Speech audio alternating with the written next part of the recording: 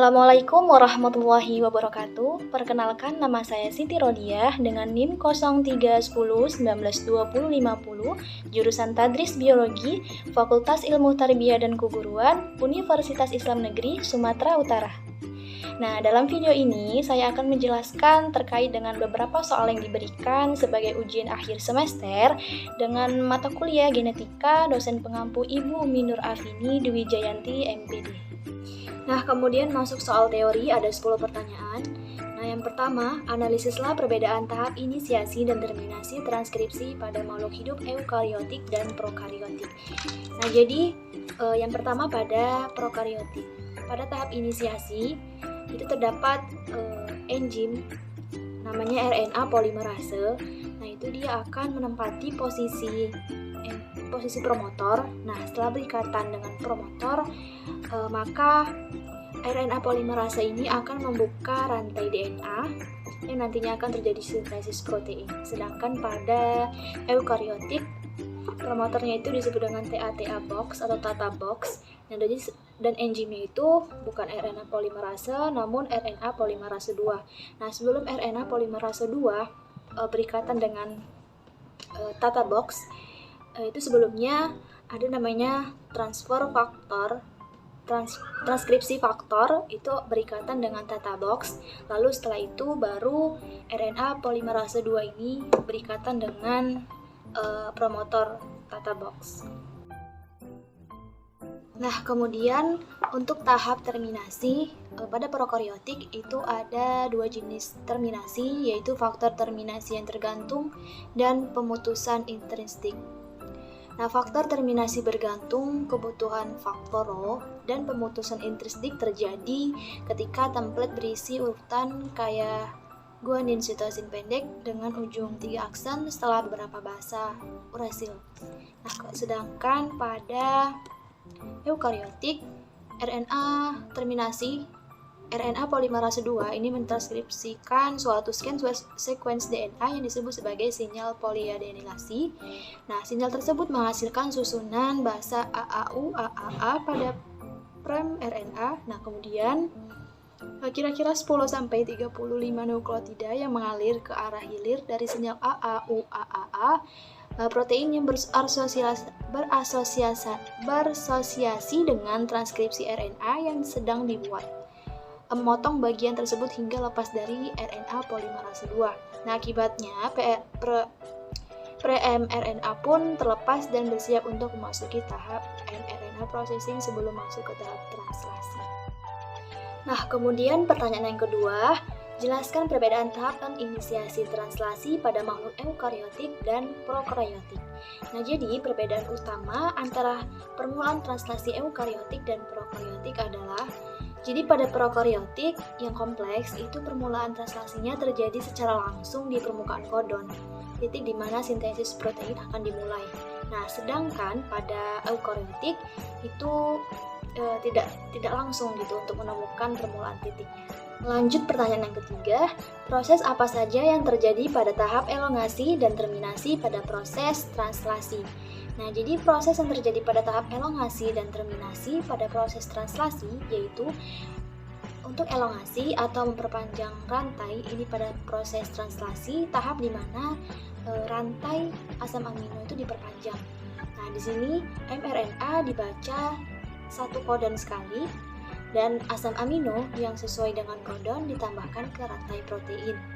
Nah, selama elongasi, tRNA bergerak melewati situs A, P, dan E dari ribosom. Nah, proses ini diulang terus-menerus saat kodon baru dibaca dan asam amino baru ditambahkan ke rantai. Nah, kalau terminasi, ini merupakan tahap di mana rantai polipeptida dilepaskan. Nah, proses ini dimulai ketika stop kodon UAG, UAA, atau UGA memasuki ribosom, membuat rantai polipeptida terpisah dari tRNA dan lepas keluar dari ribosom. Kemudian pertanyaan yang keempat, bagaimana mekanisme determinasi kelamin pada makhluk hidup prokariotik dan eukariotik? Nah, mari kita bahas satu persatu. Yang pertama, pada prokariotik.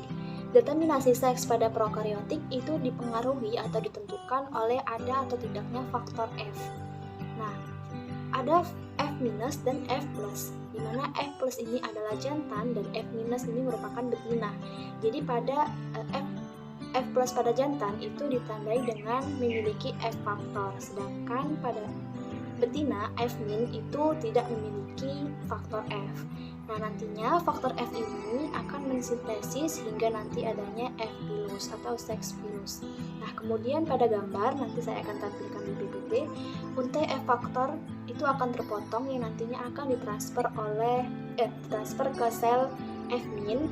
Lalu pada gambar ini nanti dapat dilihat bahwa F min sudah mendapatkan faktor F-nya. Nah, nanti ketika terjadi konjugasi antara F plus dan F min, yang awalnya F min akan menjadi F plus. Lalu ada HFR atau High Frequency Recombination, di mana pada sel tersebut memiliki faktor F dan bakterial kromosom. Jadi faktor F-nya ini ada yang bisa terintegrasi dengan sel bakteri kromosomnya. Gitu, faktor F yang bisa berintegrasi dengan kromosom bakteri itu disebut dengan episom. Nah, kalau tidak bisa itu disebut dengan plasmid. Nah, namun ada catatan apabila HFR sel dikonjugasikan dengan F min, hanya akan bagian kromosom yang mengalami integrasi saja yang akan bisa tertransfer. Inilah kenapa nanti hasilnya tetap F min karena hanya muncul sebagai rekombinan. Nah, kemudian pada kondisi tertentu nantinya HFR sel ini akan terpotong atau memisah lagi faktor F-nya, dan ketika memisah akan ada bagian dari kromosom bakteri ini mengikut pada faktor F. Nah, kalau pada gambar bagian A dan F akan saya tampilkan di PPT nanti, itu dan namanya akan berubah menjadi F prime. Ketika F prime ini dikonjugasikan dengan F sel, maka akan ada bagian dari faktor F dan ini akan ikut tertransfer pada bagian F min sel dan hasilnya itu disebut sebagai monozigot. Kemudian pada eukariotik. Nah, eukariotik ini lebih maju dibandingkan dengan prokariotik tadi. Karena apa? Karena sudah mampu dibedakan jenis kelamin betina dan jenis kelamin jantannya, dan sudah memiliki keberadaan dari kromosom kelamin. Nah, pada eukariotik ini adanya seksual dimorfisme pada hewan dan tanaman. Itu ada uniseksual dan biseksual. Uniseksual atau dioecious atau berumah dua, dan gonokorik. Nah, bahwa satu individu memiliki satu jenis kelamin saja gitu, jantan ya jantan gitu, betina betina. Nah, kalau yang biseksual atau monosious dan hermaprodit itu individu yang memiliki dua jenis kelamin dalam satu individu. Nah, pada eukariotik ini memiliki sistem kromosomal. Yang pertama itu ada sistem XY, ini pada manusia. Jadi pada laki-laki itu XY atau male heterogametik, dan pada perempuan itu XX atau female homogametik. Nah, kemudian yang kedua ada belalang. Jadi belalang ini menggunakan sistem XO yang dimana jantan itu tidak memiliki kromosom Y, jadi hanya memiliki kromosom X gitu. Kemudian pada belalang betina itu homogametik atau homozigot, dia XX yang nantinya akan berkembang menjadi organisme betina. Nah, kemudian pada ayam itu sistem ZW. Sistem ini merupakan keterbalikan dari manusia, yang dimana male homogametik akan berkembang menjadi jantan ZZ, dan heterogametik akan menjadi betina ZW. Nah, kemudian pada Hymenoptera itu tidak memiliki seks kromosom. Jadi sistem sex determination-nya itu menggunakan sistem haploid diploid. Jadi didasarkan pada jumlah set kromosom, apakah haplo atau diploid. Ini terjadi pada lebah, semut gitu. Nah, kemudian pada Chlamydomonas itu memiliki dua jenis reproduksi, yang dimana fase reproduksi seksualnya lebih lama dibandingkan seksual. Aseksualnya itu lebih lama daripada seksual. Namun pada kondisi tertentu, Chlamydomonas ini akan mengalami reproduksi seksual dua mating. Tipenya ini nanti M minus dan M plus. Perbedaan antara mating tipenya itu berbeda secara susunan kimianya, namun secara morfologi itu tampak tidak ada perbedaan gitu. Nah, pada Chlamydomonas ini, ketika suatu situasi menguntungkan, itu akan membentuk secara koloni dan berkembang secara mitosis atau reproduksi aseksual. Nah, namun ketika situasi tidak menguntungkan, seperti kurangnya nitrogen, kurangnya nutrisi, nantinya isogamet yang plus dan yang ini nanti akan melakukan fertilisasi dan membentuk zigot. Nanti ketika nitrogen sudah kembali normal, akan kembali lagi menjadi haploid. Nah, kemudian pada Ziamys, contohnya itu Monoecious. Nah, statement itu merupakan organ reproduksi jantan yang akan menghasilkan benang sari. Lalu pada bagian pistil akan berkembang megaspora menjadi 8 nuklei haploid, berkembang menjadi oosit, 2 berkembang menjadi sinergit, dan 2 berkembang menjadi endosperm, dan 3 menjadi antipoda. Nah, inilah siklus hidup dari Ziamys. Nah, pada Ziamys atau jagung ini memiliki gen BA yang akan mengkodikan pembentukan organ reproduksi jantan. Lalu untuk jagung yang berumah satu itu memiliki kedua organ, yaitu bunga jantan dan bunga betina, dihasilkan oleh genotip BA-TS dalam satu individu. Nah, lanjut pertanyaan yang kelima, analisislah konsep genetik yang dapat menjelaskan warna pada kucing kaliko. Nah, jadi kucing kaliko itu merupakan sebutan bagi kucing yang memiliki pola 3 warna bulu, yaitu hitam, orange, dan putih. Nah, kucing kaliko ini umumnya terjadi pada kucing betina. Karena apa? Karena kromosom X ini yang membawa sifat warna bulu orange atau hitam gitu. Jadi kan kalau pada betina itu kan punya 2 kromosom X. Jadi kromosom bisa menghasilkan warna orange dan hitam. Nah, kalau pada jantan kan dia hanya 1 kromosom X-nya. Karena kan pada jantan dia memiliki kromosom XY. Jadi pada jantan itu hanya bisa menghasilkan warna hitam atau orange. Nggak bisa keduanya, beda dengan betina tadi gitu kan. Karena betina kan mempunyai 2 kromosom X. Nah, maka dari itu kucing kaliko ini umumnya terjadi pada betina. Kemudian jika terjadi pada kucing jantan itu, maka biasanya itu karena memiliki kelainan kromosom gitu, yaitu kromosom X dan kromosom Y. Itu bentuknya bukan XY tapi XXY. Nah, kucing dengan konfigurasi kromosom seperti itu biasanya tidak dapat berkembang biak.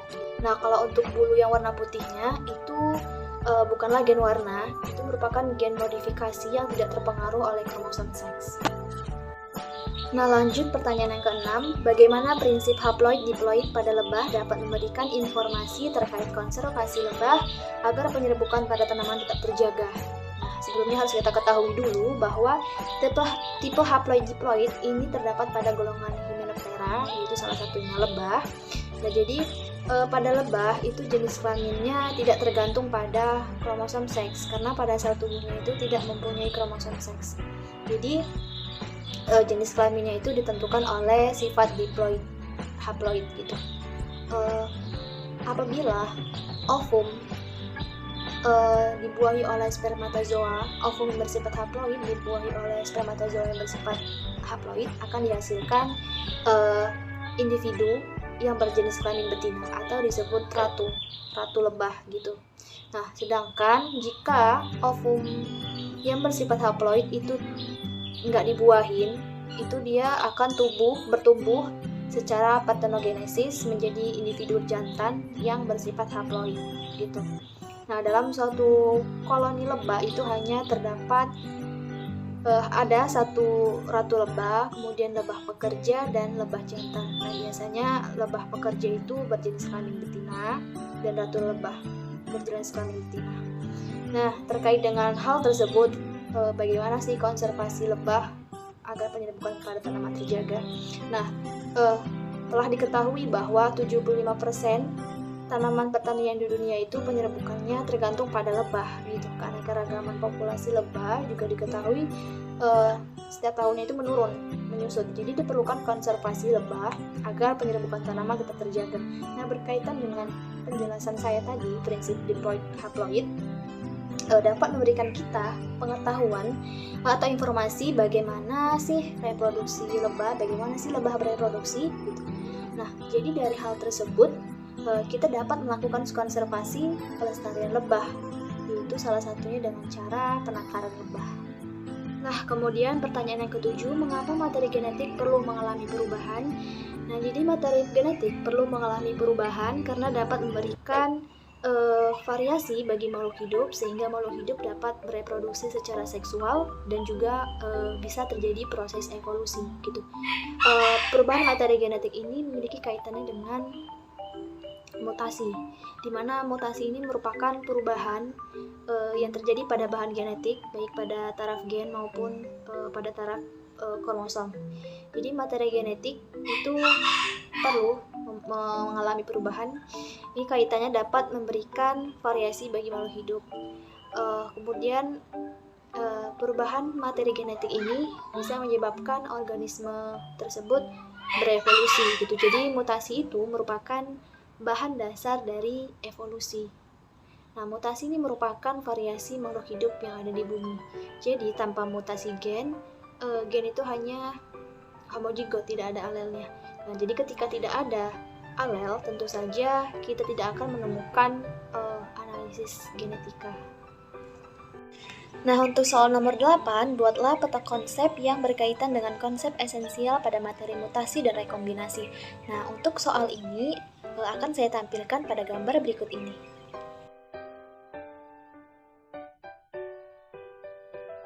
Nah, untuk pertanyaan yang ke-9, pada suatu populasi ditemukan dua macam alel untuk suatu gen yang mengatur metabolisme tertentu. Frekuensi alel C besar adalah 0,6, sedangkan frekuensi alel C kecil adalah 0,4. Tentukan frekuensi genotif berdasarkan gen tersebut. Nah, kan diketahui frekuensi alel C besar itu dilambangkan dengan P sama dengan 0,6, sedangkan frekuensi C kecil itu dilambangkan dengan Q sama dengan 0,4. Nah, ditanya frekuensi genotipnya. Nah, untuk C besar dilambangkan dengan P kuadrat sama dengan 0,6 pangkat 2 sama dengan 0,36. Nah, kemudian untuk C besar C kecil itu dilambangkan dengan 2PQ, 2 kali 0,6 kali 0,4 sama dengan 0,48, dan C kecil Q kuadrat sama dengan 0,4 pangkat 2 sama dengan 0,16. Jadi jika ditambahkan hasilnya 0,36 ditambah 0,48 ditambah 0,16 sama dengan 1. Nah, terakhir pertanyaan yang ke-10. Suatu populasi terdiri atas 90 orang normal dan 10 orang albino. Albino ditentukan oleh alel resesif A pada keadaan homozigot, sedangkan fenotip normal ditentukan oleh alel dominan A besar. Tentukan frekuensi alel dan frekuensi genotipnya. Nah, diketahui kan normal ada 90 orang, albino ada 10 orang, jadi totalnya ada 100 orang. Nah, untuk A besar yang bersifat normal itu dilambangkan dengan P kuadrat, A besar A kecil normal 2PQ. Kalau A kecil itu albino dilambangkan dengan Q kuadrat. Nah, kita cari dulu frekuensi alelnya. Untuk Q kuadrat atau albino itu didapat 0,1. Nah, 0,1 dari mana? Didapat dari albino kan berjumlah 10 orang dan totalnya ada 100 orang. Jadi 10 per 100 sama dengan 0,1. Nah, kemudian Q kuadrat sama dengan 0,1. Jadi Q-nya itu 0,32. Kemudian P tambah Q sama dengan 1. Jadi P sama dengan 1 dikurang hasil dari Q tadi, 1 dikurang 0,32 sama dengan dihasilkan P sama dengan 0,68. Nah, setelah itu kita cari frekuensi genotipnya. Setelah kita dapat frekuensi alel, maka kita dapat frekuensi genotipnya, yaitu dengan cara A besar dengan simbol P kuadrat, yaitu sama dengan 0,68 pangkat 2 sama dengan 0,46. Kemudian untuk A besar A kecil, yaitu 2 kali PQ sama dengan 2 kali 0,68 dikali 0,32 sama dengan 0,43. Dan A kecil itu dilambangkan dengan Q kuadrat sama dengan 0,32 pangkat 2 sama dengan 0,10. Nah, jika ditambahkan menghasilkan 1.